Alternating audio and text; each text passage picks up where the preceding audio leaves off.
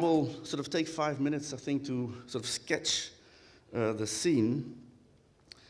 And I think the scene is two things. We've seen the speed of which we are basically talking about the Internet of Things.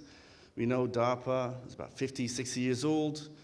The first website, or let's say the first HTML, the first web, was 1993. So basically we're talking about juveniles growing up.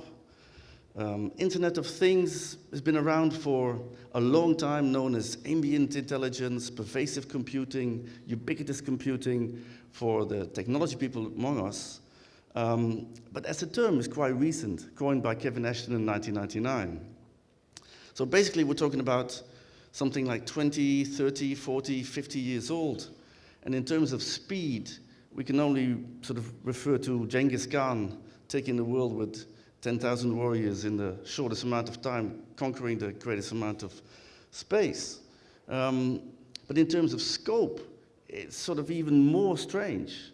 So we've seen that, and we allow semi-autonomous decision-making in wearables. We've seen the example by Charles, how granular the data can actually get to you at this very moment, how personal it can get. And there's a lot of exhibition space around the smart home.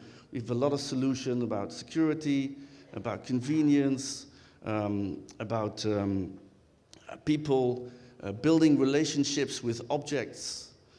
And then we have the connected car. At this moment, there's, I think, 2 or 3 conferences just only on the connected car. Telematics, planes, trains, anything that's moving is getting connected. And then we have the smart city. So basically, we have these 4 networks. We have the body area network, we have your wearables, you have the local area network where you have your home and your home appliances and application services. You have the wide area network where you have your connected car and all this mobility. And you have the very wide area network, which is the smart city. And we're working in any one of these networks, or we're deploying products that basically are gateways linking up the data coming from one network to another network. But now we've come to a point where all this data from all these networks is sort of spilling over into all the regions of politics and leadership that they weren't really there before. We're now talking about system approaches. We're talking about a system of system. So we may even want to talk about a kind of pragmatic cybernetics. Now, things are very serious, as we've heard this morning, and they are. So this disruption is not only on gadget level, application, service level. As we've heard today from the minister, if you get it right, you will have a head start. And if you don't get it right, you'll be in trouble. Now, who is you, or who is we? So I'm European-based, I'm Dutch, living in Belgium, and I've been working on these issues for the past sort of 20 years. When I first heard the story about RFID bottles coming off a factory shelf, beaming their whereabouts, and going to a conference in 1999 about building tomorrow today, and the early European FET programs that were about intelligent interfaces.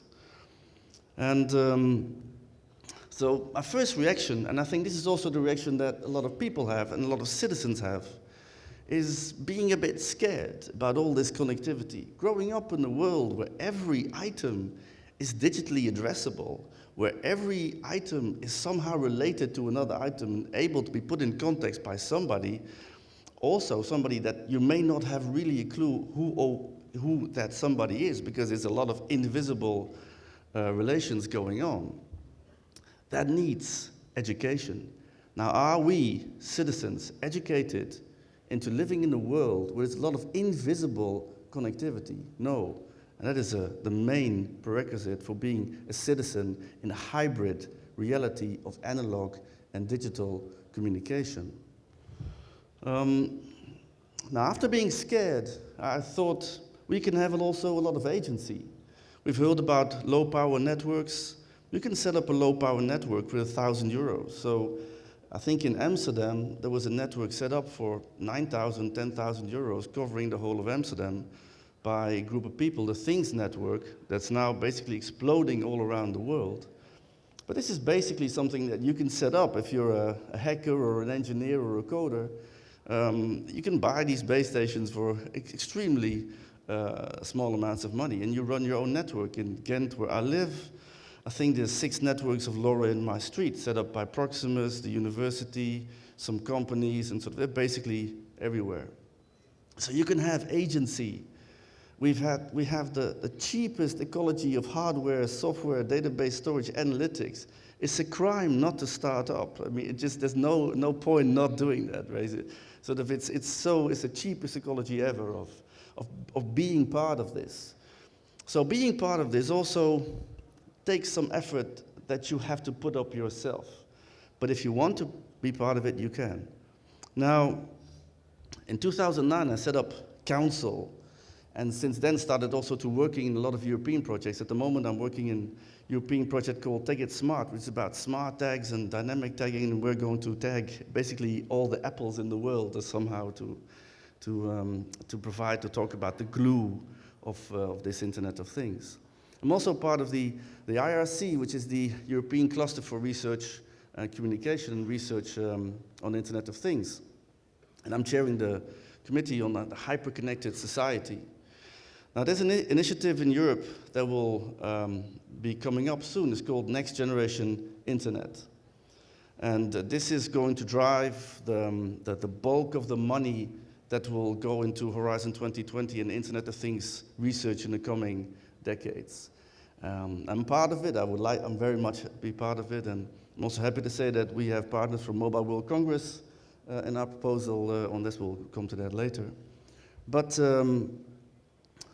there's a kind of thinking going on now also that we may have built and we maybe not be able to build real sturdy, tough, harsh, sustainable systems on the protocols like TCP/IP that just simply say pass on the packet, or all kind of protocols like the web that say pass on the link.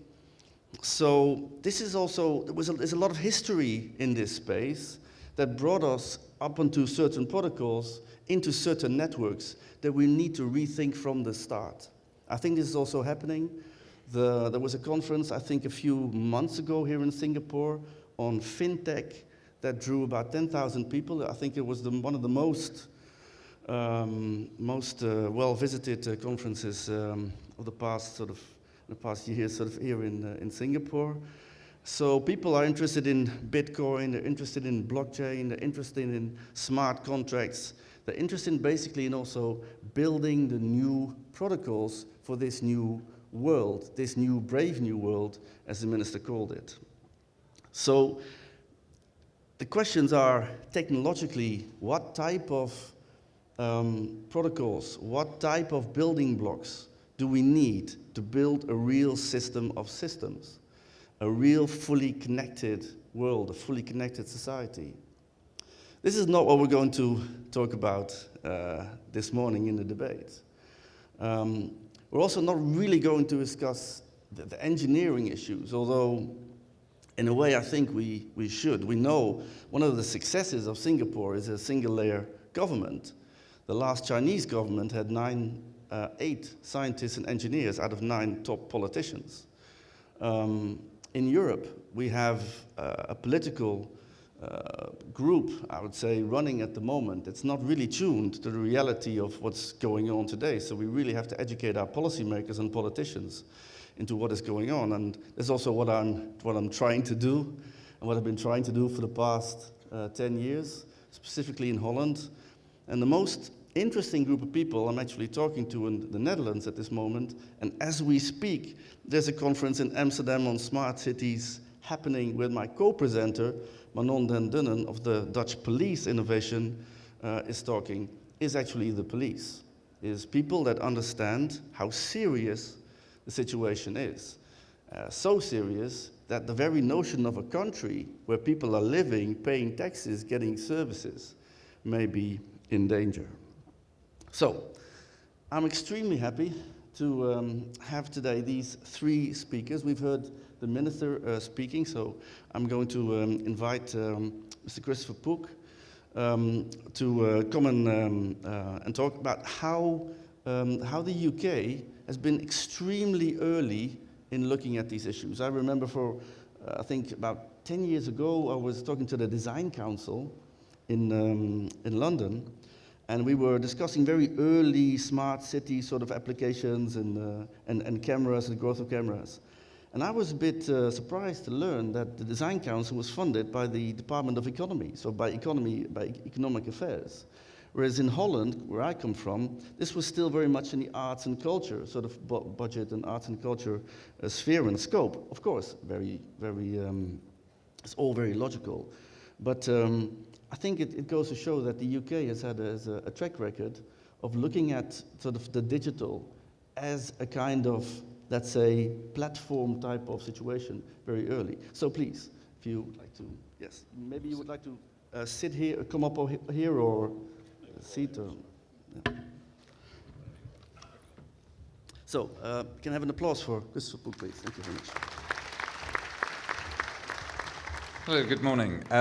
I don't have any pre-prepared comments. I have a few thoughts about what I'd like to say. And I suppose the first thing I'd like to say is that clearly the strength of the relationship between the UK and Singapore is very strong, and I hope the Minister will agree with me on that. The reason I can say it's strong, and the reason I know it will continue to be strong, is because we face the same challenges. We have the same common interests in promoting and supporting an environment that is favourable for business, and that does really what is the first duty of any government, which is to create the conditions for economic growth and prosperity for all its citizens.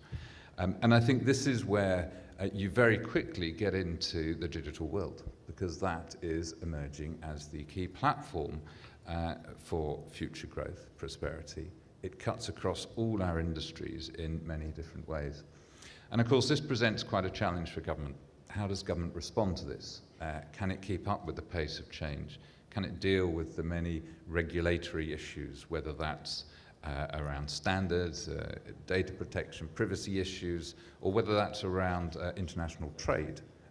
The WTO, I don't believe, has any particular thoughts on the digital economy or how to handle digital trade, and yet that is something which we see emerging as a key issue in many of the newer free trade agreements that countries are developing. And of course, as the digital world continues to grow and expand, it becomes not just an issue for individual countries, it becomes a global issue, and it's a challenge then for governments around the world to work out how they can come together to address that and to make sure they don't put barriers in the way of the digital economy.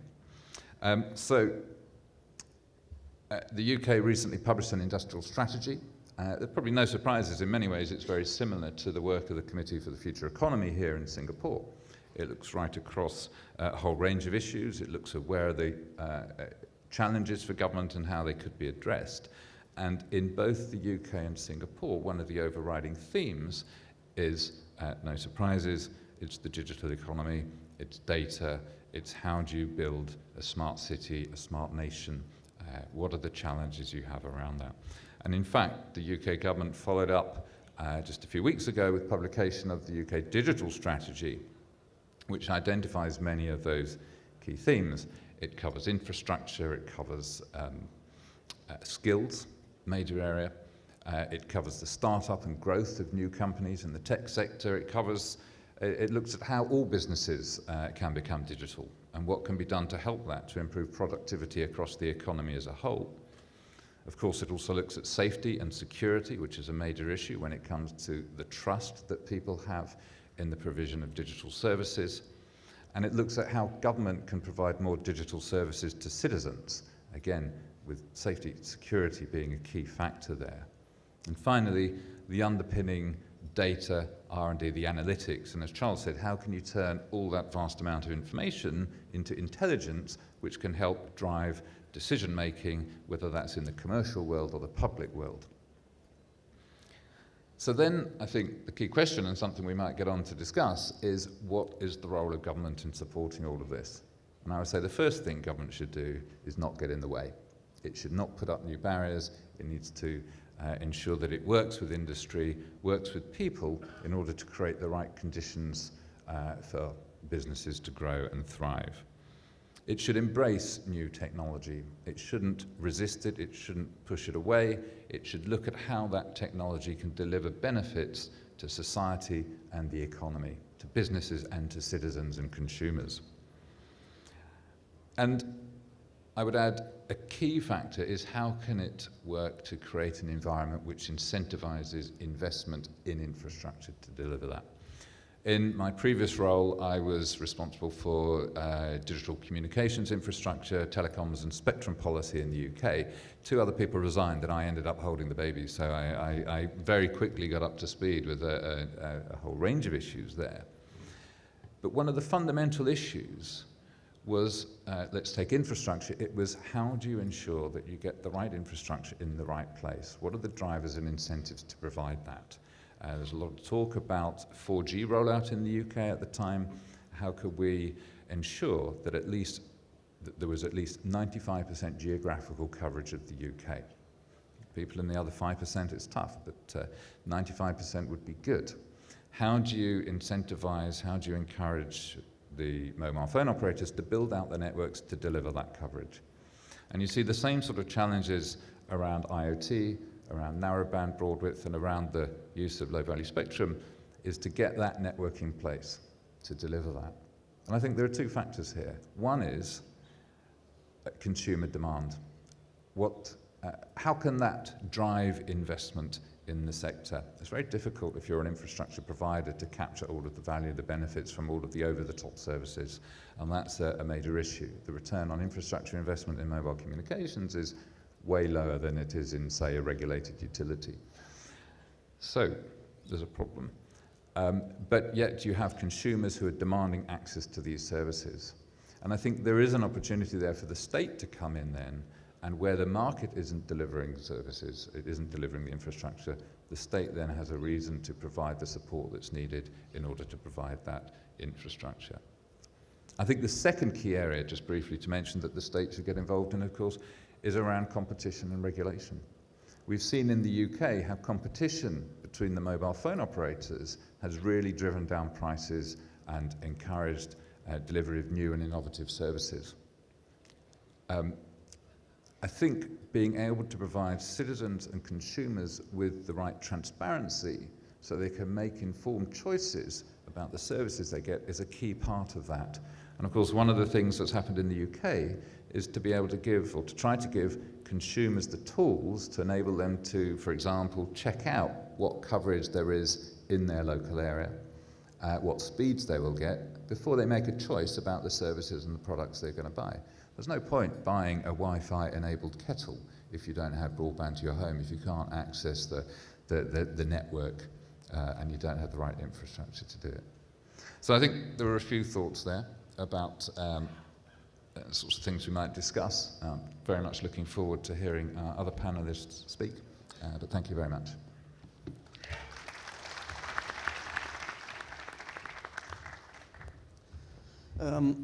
So thank you very much, and we'll take up the discussion sort of in a while, and we'll also be having a discussion with you, with the audience. So last 15 minutes we'll open it up for questions to the audience.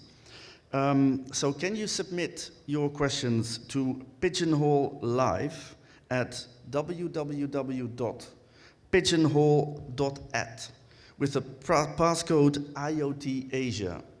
So if you'll all do that, send in tons of questions, then we'll try to answer as many questions as we can now, but it's also, we would like to collect as many questions as possible, also as a kind of feedback on what we're also hearing today. So even if we're not going to answer your question today, please just make sure that we get in hundreds of questions.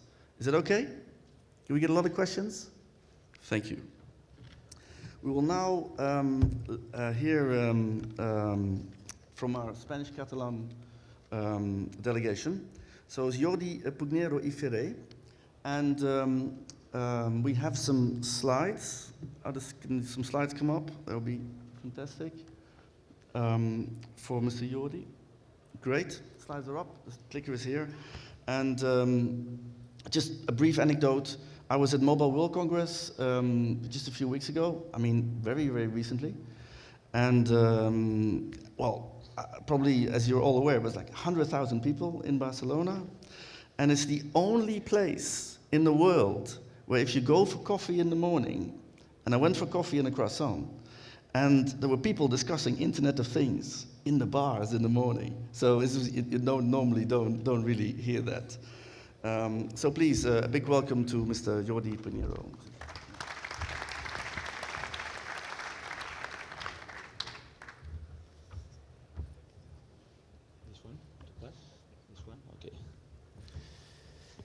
So good morning, and thank you very much for the invitation, Minister. Just let me give a few remarks from where I come from. Doesn't work. It doesn't seem to pass. Okay. So obviously, we'd like to say that we are a small region in Europe. Our capital is Barcelona, but these are some figures of actually our population. We have a similar population than Singapore. The only thing is we are 40 times bigger. We have more or less the same size of Denmark, and slightly lower GDP than Singapore, but similar to Israel. But probably you will know us much better due to this guy. You know, he's the one that makes us more famous. Catalonia is the land of Messi. But anyway, as the Minister explained very well, we are in a real revolution. This is real, it's happening now. I'm sure we will understand the effects in some years, but we should try to understand them right now. This is just what is happening. We are evolving in a very short time to the Internet of Things from what the Internet was at the beginning. And obviously these are some of the technologies that will change our lives in the following. They are changing them now, and they will change it in the next 5-10 years. Probably I should update this list and add blockchain and quantum technologies. I will do so after this conference. But we should not forget about the people.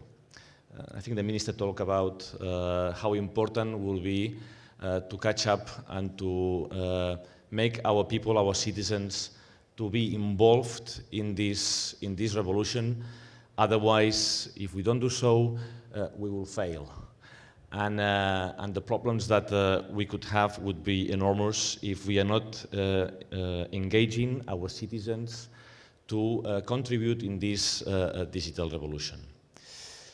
So these are some of the threats and challenges we are facing. I think they were commented before.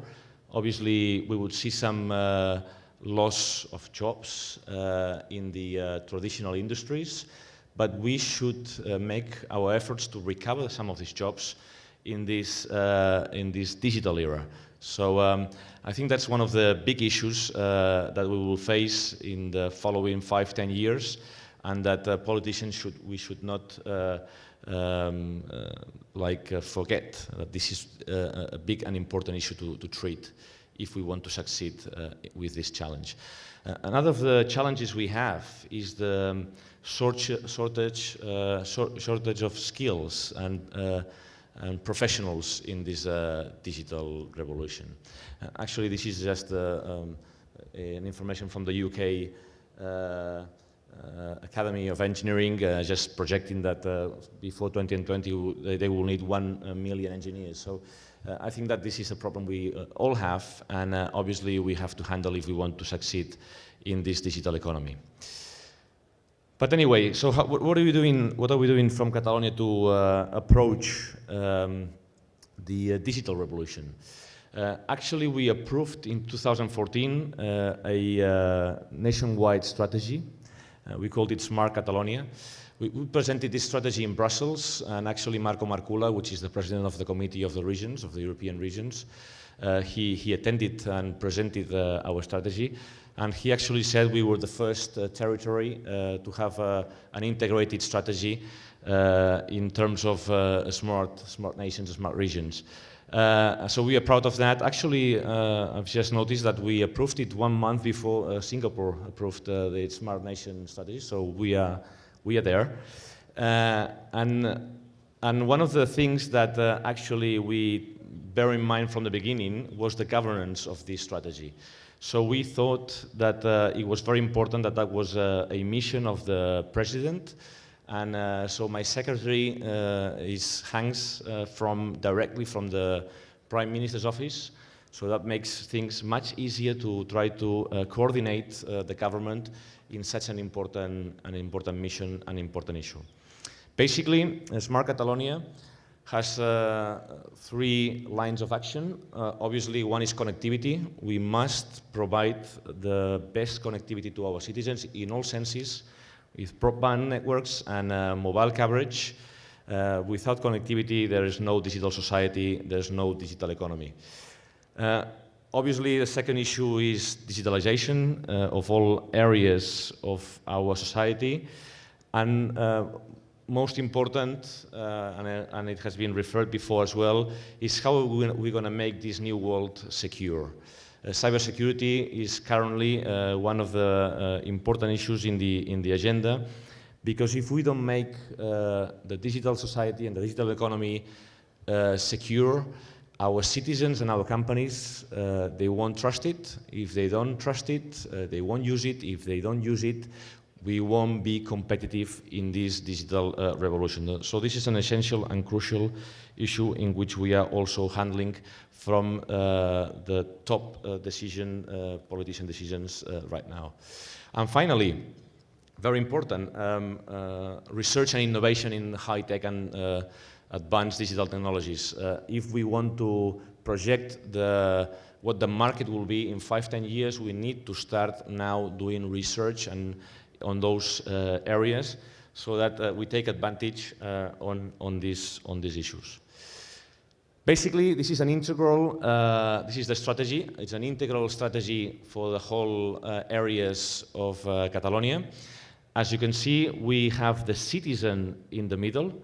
We think that empowering our citizens are the power of boosting the strategy. So we thought that we are doing this for them. Because we want them to have a much better life. Obviously, citizens live in cities, so we need to foster smart city projects in Catalonia. That's also one of our aims with the strategy, to help our cities in developing smart city strategies. And obviously, the government has responsibilities in 3 main areas. That is government, that means education, health, and security. So how are we going to apply these technologies to provide better services in those areas? Territory, so we care about our environment and the mobility, and so how are we going to manage our energy in the future? How can we apply these technologies? And obviously the economy. So how can we boost a new industry? How can we help our traditional industry to digitalize? And how can we boost a new economy, or a new digital economy, a new industry of data? That's our strategy. I'll just go into a few projects that are already being live right now from the past 3 years. As I said, citizens are one of our priorities. So we want our citizens to be decision makers. So we can help them, we can tell them to help us in doing our policies. For example, in improving our mobile coverage. 97% of our citizens carry a smartphone, and they can be data collectors for many issues in which we are currently providing policies. So we can really see a turnover on how are we going to govern our policies in the future, and citizens can have an active and playing role on that purpose. So smart citizen projects are one of our priorities. Our cities. So one of the things we're doing is we don't want our cities just to be isolated smart cities. So we need to track and map what they are doing, and try to use the best practices so that we don't reinvent the wheel.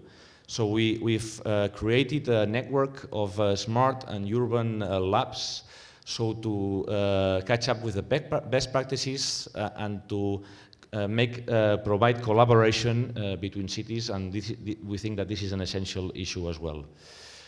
Infrastructures, we've already deployed a nationwide open broadband network. Obviously, Barcelona has no problems of connectivity, but we have many rural areas and citizens living in every part of the territory. We need to give them equal opportunities. And that means equal opportunities to digital, to internet access. Since the market, we cannot just be or wait for the market to respond to that, to give that connectivity. We need to speed up that process, because obviously in those rural areas there is less market opportunities. This is where we, as a government, we are investing our money in providing a neutral network so that all operators can use to provide final and internet access to all people living in Catalonia. And secondly, we are just now working on a sensor platform which is also open, so that every data collected from sensors can be used to provide data services. As I said, and also the Minister referred to, we need to prepare our people. So education is a key issue on our Smart Nation strategy. So we are right now fostering programs in STEM, coding and robotics at all ages of our education system. We think that in Catalonia we don't have natural resources, we don't have oil. So our oil is our people and the talent to really project themselves in this new digital economy.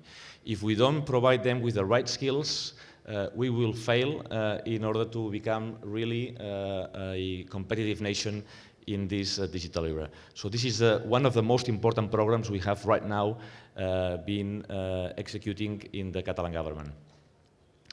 Health is also a big issue. Our healthcare system was designed in the beginning of the 80s, when the population of Catalonia would retire at the age of 65 and would die on average at the age of 72. So it was prepared to be sustainable for a 7-year period, where all the people are the most intensive users. Now we live up to 82 years on average. That means that our system, our healthcare system, has a risk of being not sustainable in the future. So this is where we are really fostering we're transforming our healthcare system in a way in which we are empowering our citizens with all types of technologies, so that they are more responsible of their health, so that we can take pressure out of the healthcare system. And also technologies like wearables and an app marketplace and big data will be crucial technologies for transforming our healthcare system. Mobility is a big issue as well. We have already started an autonomous driving program. Obviously, we have created a cluster for that. We have 2 important car manufacturers in Catalonia producing cars, Nissan and Seat, which is a Volkswagen Group company. A lot of jobs depend on this industry, so it is very important that we are capable of transforming this industry to an ICT industry, because the added value of mobility and autonomous cars will no longer be on the motor, but it will be on the ICT added value features of that car. That is self-driving, self-parking, self-assistance driving, and more connectivity. So transforming this industry will be essential, and that's one of the big programs as well we are already developing. Finally, to end up, since this is an IoT Congress, we've created the IoT Catalan Alliance, so we've made a cluster of all companies which are providing services in the IoT world in Catalonia. Together with the technological centers, we are putting them together to boost this economy in this specific area. And specifically, we are already working on a 5G large-scale experimental platform pilot, obviously with European funds. There is a lot of funds from the European Union for this type of pilots for the following 5 years. So we are already projecting this large-scale in Barcelona pilot to experiment with IoT technology and 5G. Finally, we host some of the most important technological events in the world right now. It was mentioned the Mobile World Congress, but the Smart City World Congress, which is already the 6th edition this year, and also a new brand IoT World Congress, which started 2 years ago, which we think as well will be an important event in this topic. So we feel we are in the map in that sense. But obviously, let's see how we compare to other cities and other nations. Juniper Research, which is one of the most important research they have done in smart cities, last year they reported that Singapore to be the best smart city in 2016.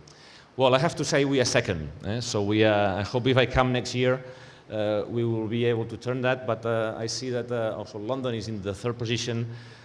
So I think we are good representation here of good practices around the world in terms of smart cities, and I think we are on the right path. Other indicators from the European Union, just finishing. This is from today. Just this morning I made a screen capture of the European Commission indicator from big data companies, startup companies in Europe. We are actually leading that position together with London, so we are not doing bad as well on this data-driven economy. And also in terms of drones, this is from the US, from the US Drone Industry Insights. Some of the drones produced in Catalonia are in the top 10 rankings of the best drones in the world. Thank you very much. We will see that we are entering the era of data. Data will be the fuel of the 21st century. And obviously, as Catalonia, as Barcelona, we want to be an important player, an actor in this new digital economy. Thank you very much.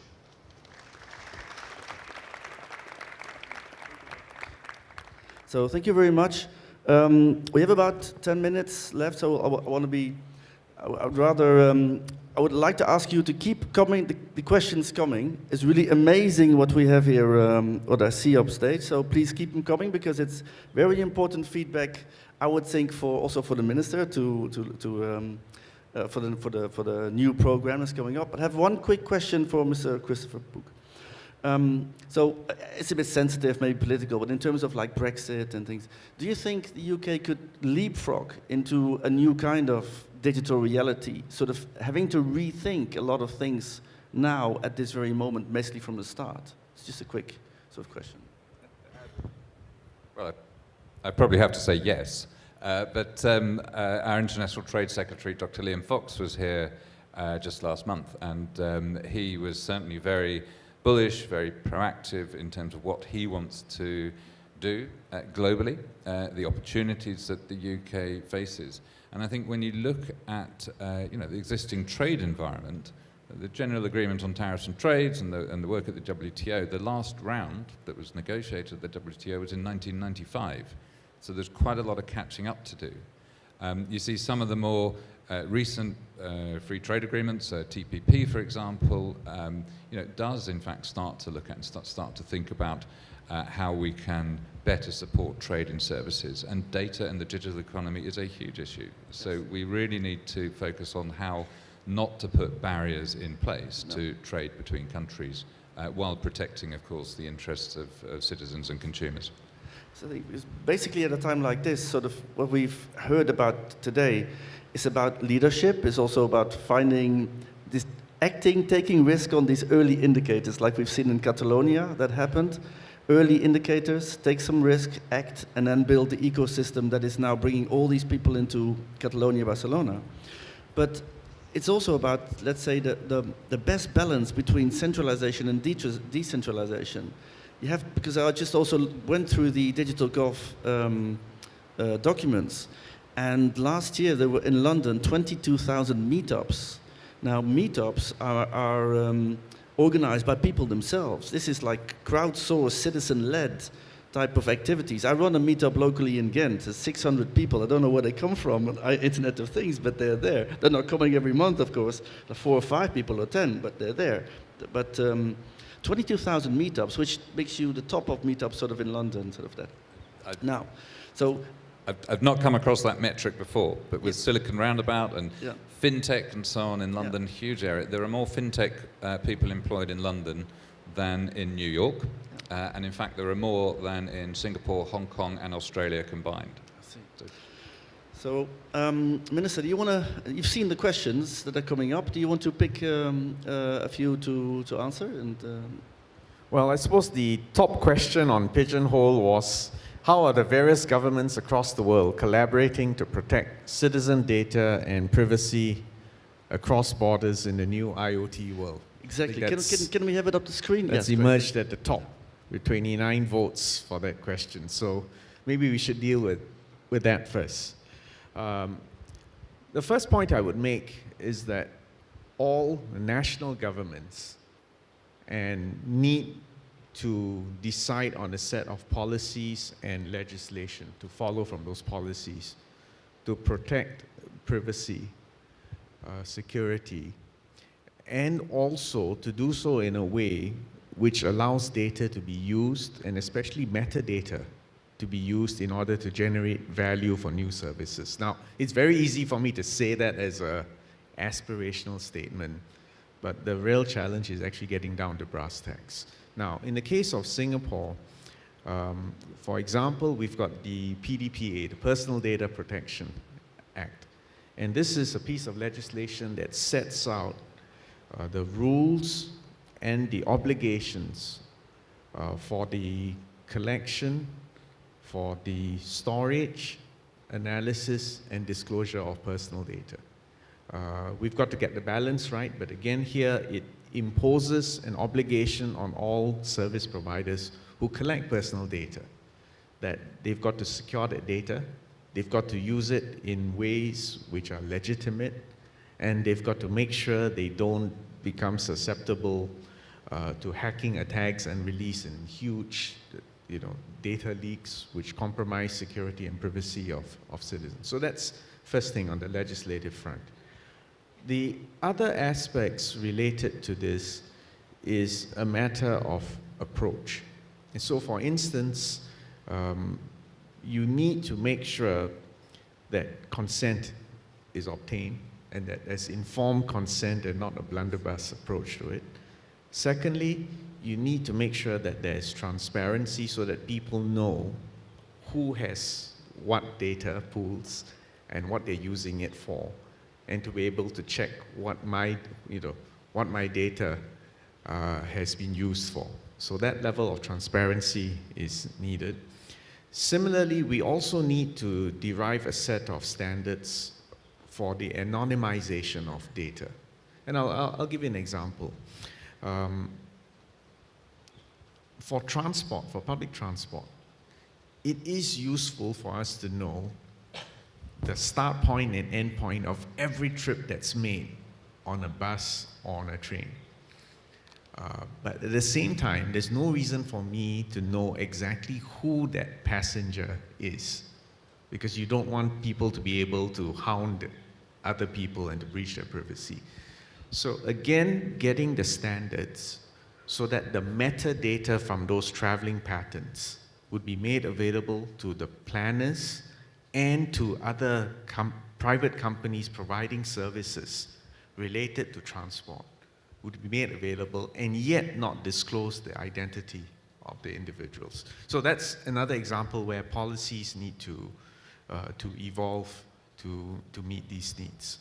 Well, I think especially, because maybe you also quickly want to say something about the new program that is coming up. I think the word was also in the papers that turbocharge. So there was this idea of turbocharge government into, but if you're able to do this, then you will also be able to hard code a lot of issues that are now sort of usability issues, more into the heart of the system. Because I think we have to be honest in a way. we were talking about privacy in a fully connected world is getting a bit troublesome. So I think that we are going to evolve into more privacies, securities, levels of accountability. I think talking about privacy as if you can still offer privacy to people in this world will always bring you some kind of people that will say, well, this and this. We've got to make sure, I think, in educating people in this world that there are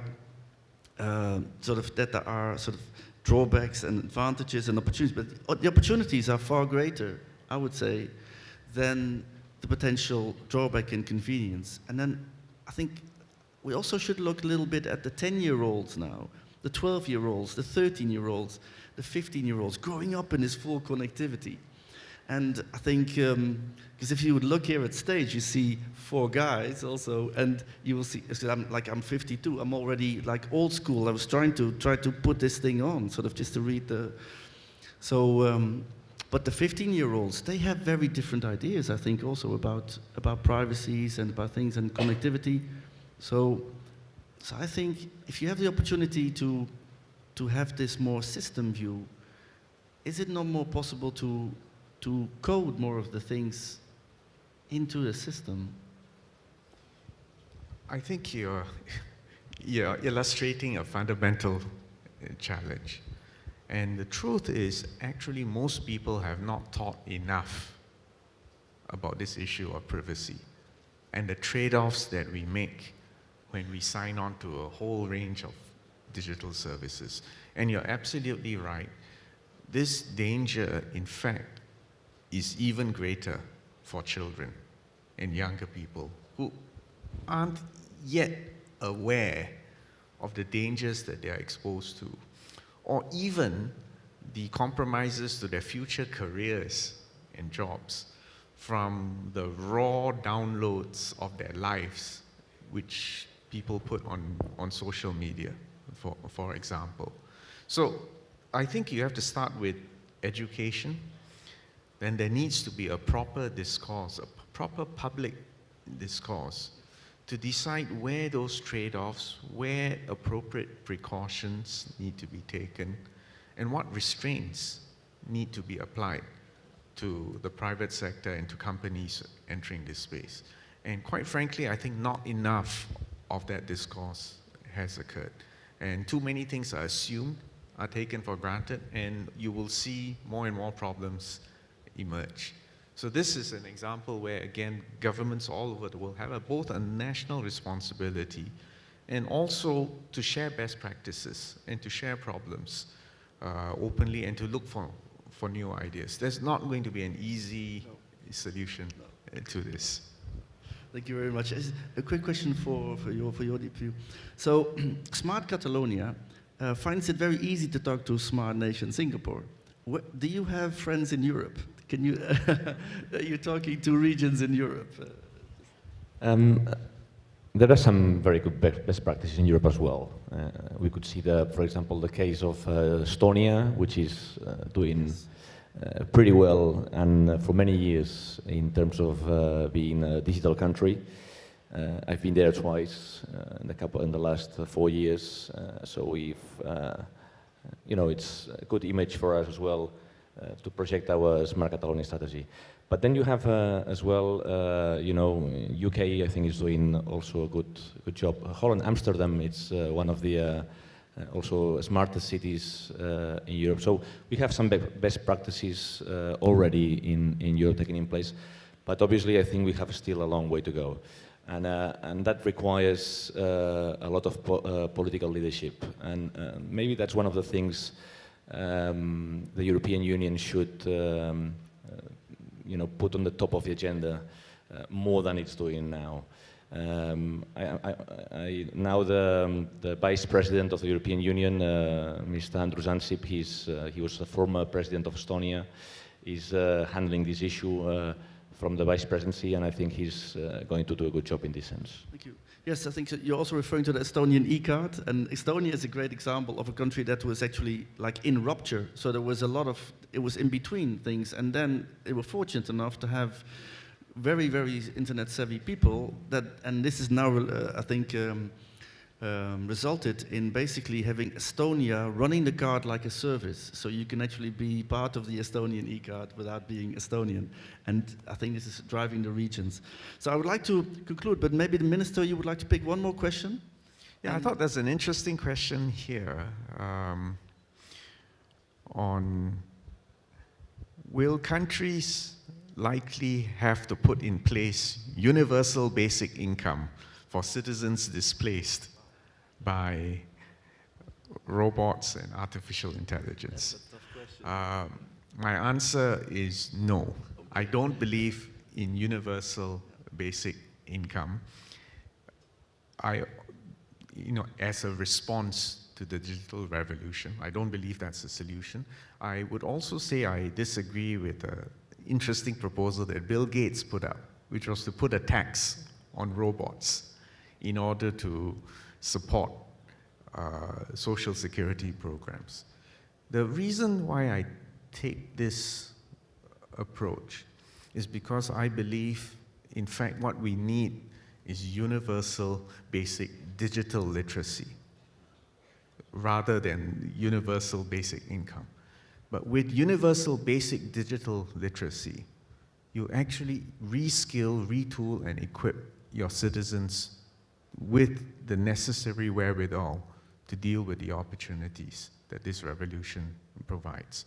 In the case of Singapore, we're working this down all the way to even code for schools. So we're teaching primary school students to code, not because I expect everyone to be a coder, but because we want everyone to understand computational thinking and to understand both the potential and the limits of the digital revolution.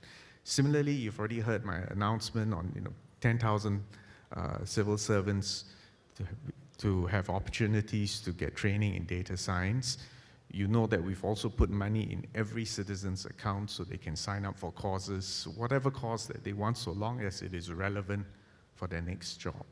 So the point here is that yes, additional support for citizens is necessary, but that support should be directed at preparing people for their next job, preparing people to compete, preparing people to serve the opportunities that the digital revolution provides. Thank you. Well, I think this is a very good ending to a very good debate. So please, first, I would like to thank any one of you who put up a question and anyone who thought of it, because it's really very rich and we'll be really making very good use of all your questions. And so I'd like to end with asking a very big applause for the speakers. Thank you very much.